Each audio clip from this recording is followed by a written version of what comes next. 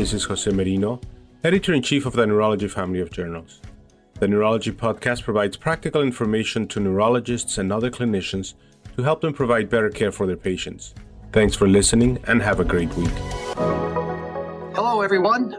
Welcome back to the Neurology podcast. I'm Bob Holloway from the University of Rochester.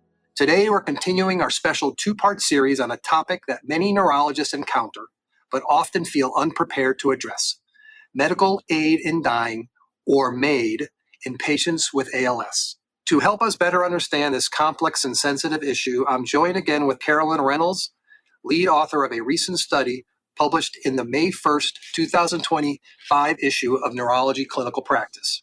Her research explores characteristics and motivations of ALS patients who pursued medical aid in dying, otherwise known as MAID, in California. Carolyn Rennels is from the University of California, San Francisco's Department of Medicine within their palliative care division. In part one of this series, we discussed the background of the study, what MAID is and how it's practiced, and the key motivations that drive ALS patients to consider it. We also discussed the timing of these conversations and how neurologists can better support patients through them. So with that, let's dive back in. I want to continue our discussion and ask a few more questions about some of the other findings from your study, particularly around healthcare disparities. Your cohort, like other studies, was predominantly white, English-speaking, and privately insured. I'd like to continue to discuss what barriers might exist for other populations and how we may best address them. What are your thoughts on this?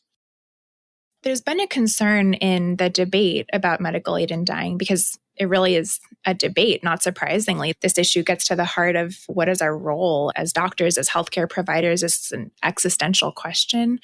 There's been a concern that perhaps patients without access to specialized care like palliative care or to care in general would be actually more likely to pursue MAID because they were suffering and because systems couldn't find a way to address their suffering. Their suffering wasn't addressed by the available resources. And in fact, our study is not the first one to find that actually people who are better resourced seem to be more likely to use MAID. There may be gaps in the other direction, gaps in access through factors like access to healthcare, finances. Some important particulars are that MAID medications are not covered by insurance. They often cost, here in California, which I'm sure is more expensive like everything else in California, but cost about $700 in California out of pocket. And so that's something that we need to disclose to patients as they get further in the process. Also importantly, people cannot ingest MAID medications in public buildings, in hospitals. And so they need to have access to a private residence, which is not guaranteed. So there is a disparity that might exist for marginally or institutionally housed people. This is a population that is unsurprisingly harder to study, right? They're maybe not captured in these super specialized healthcare environments, but we do worry about lack of access. And like in other inequalities, I think ways to promote quality or ease of access are to use language concordant care, have cultural humility, work with colleagues like social workers to arm patients with resources. But I do think it's a gap that is complicated and we worry about access to this care. All of your patients, to the point too, also had caregivers, and which are actually instrumental and are such a critical component to the whole process of using MAID and working with patients and their families and caregivers. And how should this influence our assessment of patients considering MAID? ALS is a disease where a significant amount of help is required as people face increasing levels of physical dependence. And so this means that care partners, who we find are often spouses or other family members, are often really involved in these discussions and want to be really involved in these discussions. And so we do encourage open discussion between people living with ALS and their caregivers. In our experience, these care partners are intimately involved in these conversations. It can really be a chance for care partners and the person living with ALS to come together and think about value systems and the road ahead. It can also be fraught, as you might imagine. The person living with ALS may have a different idea about what they're worried about for the future. They may be worried about being a burden on their care partner, may tell them that they're not a burden. Of course, the tension is not erased by that statement. And So sometimes our role, either in a neurologist office or palliative care office, can be to open a non-judgmental space for this difficult conversation to happen between the care partner and the person living with ALS, to air it all out, to get to the root of what the concerns are. Prior studies have also shown that care partners and people with ALS are often fairly aligned in this decision making. And while there can be some conflicting opinions, care partners often really see this as a step in caring for the person and respecting their end of life wishes. I also think this gets back to the idea of access and resources. So the people who obtained a prescription in our clinic all had care partners. We, again, can't extrapolate to what might happen to people living with ALS without a care partner, but it's reasonable to assume that access, navigating the system would be significantly more difficult. I also think this is a future direction, that future studies could explore the impact of the entire MAID process on caregivers and generally more fully explore the experience of care partners with a loved one who pursues MAID, whether or not they go on to use the prescription. Reminds me of the quote that I think is so important: is I am because we are, and because we are, therefore I am. And this is a family and a unit, and you can't take care of one. You have to take care of the entire family system. And it may be one care partner, it may be multiple you have to work with. Understanding that work and getting prepared for it is of critical importance in managing this process. We always invite care partners, family members to join our visits. Sometimes we'll set up a separate visit in which the patient will actually tell, for example, their children about their intention to obtain a prescription, and we can help provide scaffolding for that conversation. So we're really honored to do that work if that feels helpful to the person and to their family. One other unique aspect of just consistency of care and communication is actually even with the pharmacists. And actually working with a specialist in specialized pharmacy who actually will work with you to actually offer the prescriptions. And how have you managed that to make sure that you have a pharmacist who can work with you and build trust with them so they're comfortable and everyone works in unison as a team? We in our clinic work with a specialized pharmacy that compounds the medications. As I said, they're a mix of different medications. The patient and patient family do need to mix the medications themselves, but the pharmacy will provide them. And often we ask that our patients wait until they have a plan, a date in mind for ingestion before they go and pick up that prescription for the pharmacy. And so the prescription can be waiting for them up until when they have a clearer idea and a smaller time frame. And that's really for issues of security. We want the patient to store that medication understandably in a secure location within the home. But working with a pharmacy that we trust and that provides access to these medications has been really important to our clinic. It's an area of care we often don't think about much, but this certainly raises that relationship and the need to establish that trust with the pharmacist. And so moving on to about trying to integrate some of these themes and kind of what you learned into clinical practice. For those neurologists who may feel uncomfortable, and I suspect most do, even palliative care physicians, discussing MAID, what's your advice about approaching these conversations? Even as a palliative care doctor, I think we all have some apprehension when we're faced with this discussion. It feels so important. It feels so central. It feels so vulnerable for the person living with ALS and for us. And we really want to do right by our patients. I know we all do. And that's at the center of this discomfort is, can we do this? Especially when it's not a thing that most of us really talked about, thought about early in our medical training. I would say that what I try to keep in mind is that when a person considers medical aid in dying and brings it up to you in an office or even in a hospital, because that can also happen, it's an opening, it's an invitation to delve deeper into their experience, to explore their hopes and their fears with them, and to really say to them, I'm here to accompany you no matter what happens in the future. And so I don't think of it as very different from any other patient expression of suffering or any other request for your help as a doctor from a patient. We always have the ability to accompany our patients, no matter the legal framework for this particular question, which we'll get into later, but we always have that ability. I think the most important framing of an inquiry about MAID is that this is a patient of yours who's expressing fear, doubt, suffering, and just asking for your help. and you know how to help your patients. You have the medical training, you have the emotional intelligence to do this. There might be tricky legal or procedural aspects of this request, but there's time to wade through those, perhaps by involving our service. And so the first response, I would say, is just to sit with the question, sit with the inquiry, go back to your principles of good patient care, really thank your patient for trusting you with this question, with this inquiry, and go back to those phrases like, what brings you to ask about this today?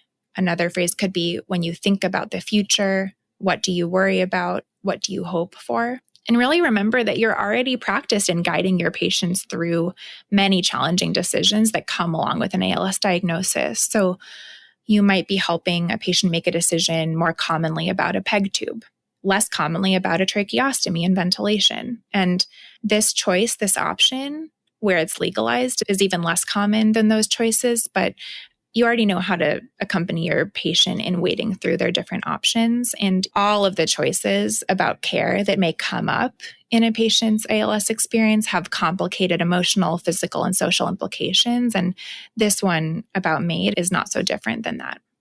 The landscape of ALS care continues to evolve. We have so many wonderful comprehensive ALS centers across the United States doing wonderful work. How would you actually, and what would you recommend for the ALS clinics and their comprehensive care, how to incorporate being able to address these questions, this level of suffering into their practice in states who have MAID laws, and actually even obviously the majority of states who don't have MAID laws? I want to emphasize is that even in states where MAID is legalized, like in California, there's no obligation or requirement for any clinician to participate. Although in states where it is legal, a doctor needs to disclose the decision that they made that they're not going to participate and needs to document the inquiry about MAID and refer to another doctor who does participate. So that's a small detail.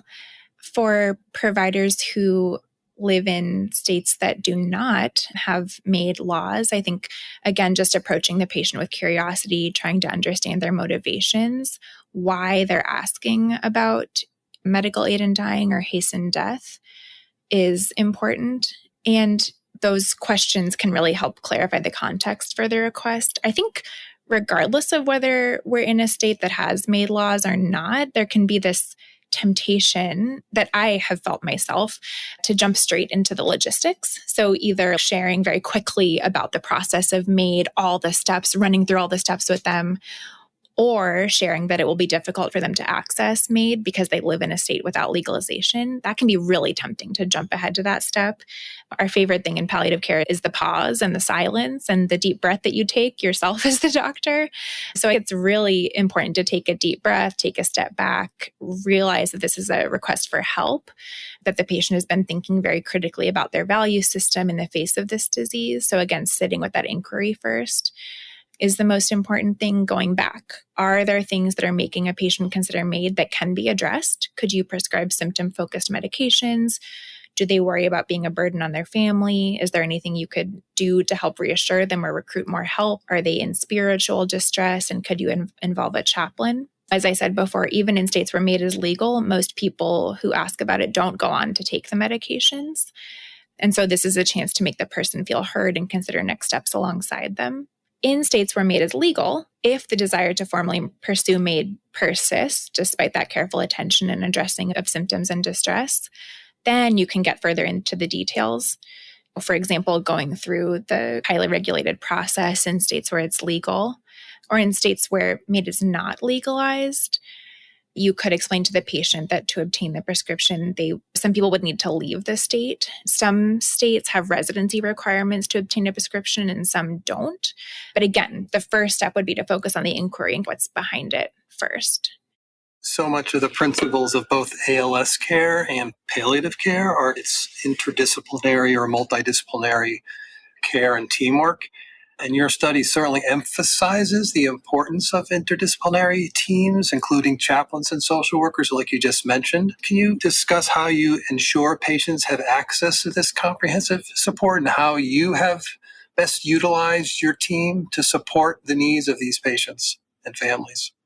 The clinic structure has a lot to do with this, and unfortunately, some elements of that are outside of our control. This is a particularly challenging funding environment, for example, right now, unfortunately. We're lucky in our clinic that we have embedded chaplain and social worker support.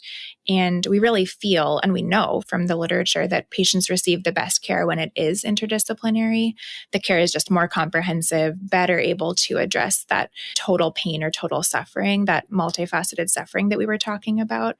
There is some room and some dollars for advocacy if you're involved in clinical development or if your care environment does not have interdisciplinary support. But even in the absence of embedded clinicians like chaplains and social workers, you can partner with other teams that do more often have those things. For example, our colleagues in the ALS clinic partner with us. So there is no embedded chaplain in the ALS clinic, but we have one. And so really leaning on your broader clinical network in the service of these patients is important. I also want to mention that comprehensive support might exist outside of the purely clinical environment, and people living with ALS may already have support from, for example, a church community. They may also have advocates in their lives who are familiar with the care systems that could supplement the work that a social worker might be doing. And so even further emphasizing the importance of asking about and acknowledging these other sources of support, realizing that we're only a part of the patient's ecosystem and their illness experience, I think is also important. So critical. How do we continue to work to address the intolerable suffering of patients and families? After all, that's the traditional work that we do in palliative care. And one of the concerns has been is that maybe access to MAID will prevent us from trying to really do our work for meaning making and having people achieve existential well-being and maybe not want to pursue MAID. So are there additional things that we can do in clinic to help address these underlying concerns? Or what do you think the future of addressing intolerable suffering might look like as we continue to complement our care with the opportunities for MAID in the future? Our efforts to address suffering, to make suffering better, are really functioning alongside this discussion about MAID. And they are together in some ways, but also separate. We're not letting up on really aggressively treating physical symptoms, on really expertly addressing spiritual symptoms, existential distress, social support concerns. All of these things are happening in tandem. And an inquiry about MAID or the process of pursuing a prescription does not change the intensity with which we are caring for these patients and their symptoms and their suffering. And in our study, we found that concern about present and also potential future suffering, as well as a desire for control, were really common motivators. So again, we just start with that conversation about what suffering means to that patient, to that person, what components are there, physical pain, emotional pain, spiritual pain, and then we aggressively manage those symptoms with medication, interdisciplinary collaboration, et cetera. We're going to empower them with information and knowledge of their choices and bolster their sense of autonomy. It can be kind of a balm in and of itself, just opening that conversation. And we can brainstorm with the patient and with our colleagues, importantly, with our neurology colleagues, with our chaplain colleagues, with our social work colleagues, how to better manage these symptoms. We're trying to help people to live as well as they can for as long as they can is something that we often say. And that focus doesn't go away because somebody is inquiring about MAID. So many of us in neurology and in palliative care, as we help patients find spiritual and existential completeness before dying, it's really hard work, but it really does motivate so many of us in the work that we do in doing that. And I just want to ask you, how do you manage the emotional and psychological impact of the work? And what support systems do you utilize and can help others who are working through some of the same issues that, on the one hand, are incredibly rewarding, but are also extremely challenging? One worry and one reality is that the suffering that many people with ALS experience is maybe not suffering that we can completely ease with our medical training. And that is a really uncomfortable idea. I'll speak as a for myself as doctors, that's an uncomfortable idea. In a lot of ways goes against our instincts as clinicians. We want to fix things. We want to make things better for our patients. I do think that as neurologists and as palliative care doctors, we're maybe a bit more comfortable with that gray area than others are. We know that there's not this quick fix often, and that we're probably not going to be able to completely ease, suffering. But it can feel like a failure. And it's important to acknowledge that for many people, a request for MAID, the idea that your patient is thinking about pursuing hastened death, can feel like a failure. Did we not do enough? Are we not comprehensively addressing their concerns? And like I said, we'll continue to address their concerns to the best of our ability as the inquiry goes along. But it's important for us to pause and recognize that this is really hard for us. We might have feelings like guilt or failure, and we need to be aware of those feelings. We owe it to our patients, and we also owe it to ourselves, so that these feelings don't interfere with our care of the person living with ALS, and so that we can also take better care of ourselves as clinicians, so that we can maintain sustainability in this work. I think people go about this in different ways, and you process your own difficult emotions in different ways. For me personally, it's powerful to talk with my interdisciplinary colleagues, with my fellow palliative care doctors, just to pull someone aside and say, hey, I'm having some difficult emotions, some difficult feelings about this case, about this person, and do you have a few minutes to talk about it? I think, really connecting with other people, not keeping it bottled up. It's going to come out one way or another. If you bottle it up, you're going to have to deal with the repercussions of your difficult emotions. And so really processing it is the way forward. But I think the first thing is just to acknowledge that, even for those of us who really strongly believe that medical aid in dying should be an option, and even for those of us who want to expand access, it's not an easy thing to talk about. It shouldn't be an easy thing to talk about. It should be treated with great care, great respect. And so it's not supposed to be easy, but that doesn't mean that we're not going to struggle with it sometimes.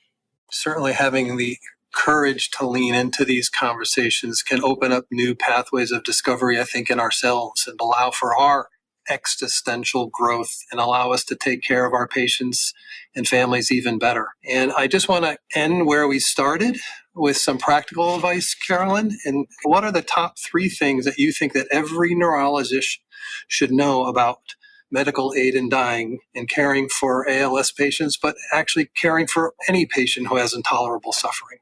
Thank you so much. It's been really a pleasure to have this conversation. I also, before I get to your last question, just wanted to say that we've been talking about our experience as doctors caring for people living with ALS and as clinicians, and looking forward, and as we consider these issues, bringing the patient voice and the caregiver voice into this discussion is so critically important.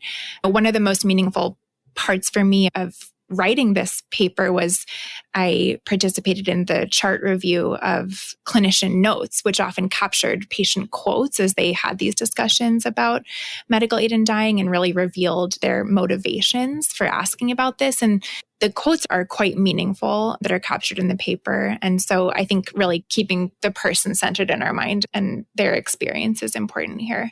For the top 3 things every neurologist should know about MAID in people living with ALS and ALS patients, I would say, number 1, people living with ALS disproportionately use MAID, and often they start thinking about it from early in their disease course. And so when you come across an inquiry, using this request as a chance to explore their concerns, using open-ended questions to learn more about what they're worried about and what they hope for, what they think about when they think about their future living with ALS, is a good approach. Number 2, I would say suffering in ALS is multifaceted, not just physical, and patients really want to feel in control of their illness course in the face of a disease that really challenges their autonomy and robs them of what they used to enjoy. And so acknowledging those needs can go a long way in supporting patients. And then 3rd, I would say interdisciplinary care and ongoing support are crucial for taking the best care of patients possible. I'm honored to have this conversation with you about such an important topic and to explore the information and new information that you and your team have provided to all of us. I know that the debate will continue, but it definitely will inform the future of caring for patients with ALS and all patients who have intolerable suffering, and those other states and other jurisdictions that will be including and wanting to include MAID laws. The impact that you have provided is profound, and we're all truly grateful for your time today. Thank you so much for having me, for having this important discussion. The debate will continue. I think it should continue. We should all be working together to figure out what is the best way forward, how we grapple with these tricky issues. We could talk about this obviously for hours, days, for a whole career, and we should keep talking about it. Carolyn, thank you so much. This has been a thoughtful and impactful conversation. Once again, I've been speaking with Carolyn Rennels in this two-part series on medical aid in dying in patients with ALS. She is the senior author of the paper titled Characteristics and Motivations of People with Amyotrophic Lateral Sclerosis Who Pursue Medical Aid in Dying in California, published in the May 1st, 2025 issue of Neurology Clinical Practice. This is Stacey Clardy, your podcast editor. If you've enjoyed the podcast, please take a few moments to subscribe, rate, and review the Neurology Podcast through Apple Podcasts, Google Podcasts, Spotify, or wherever you listen. And remember, you can always head to neurology.org/podcast for our full list of past episodes, or you can also search by keyword in your podcast app for any neurology-specific topics you want to learn about.